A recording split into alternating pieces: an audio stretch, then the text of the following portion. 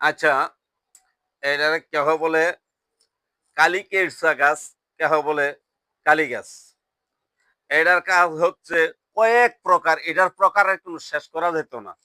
কারণ হলো এইটা আমাশয় হইলেও খাওয়ায়, অথবা কারো বদহজম হইলেও খাওয়ায়।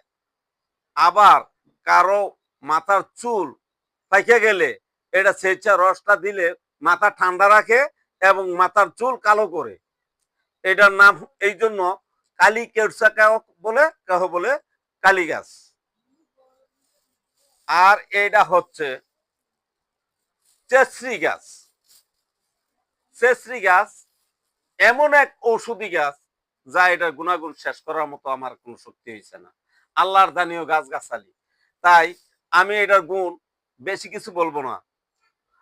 যদি কারো শ্বাসকষ্ট থাকে, শ্বাসকষ্ট অথবা হাঁফানি যার থাকে, এই কাঁচা গাছটা কিছু লইয়া কাইটা সেচা শোধন করে, অথবা সিদ্ধ না করা, যদি সিদ্ধ করে করলো, তা না হলে যদি সেচেও খায়, বেশি না এইটুকু খাইলে সেচা, বেশি খাওয়া যাবে না, অল্প করে খাইলে হাঁফানি অথবা শ্বাসকষ্ট, যা এজমা বলা হয়, আল্লাহর হুকুমে 3 দিন খাওয়ানোর পর আর এজমা দেখা দিবে না, শ্বাসকষ্ট থাকবে না।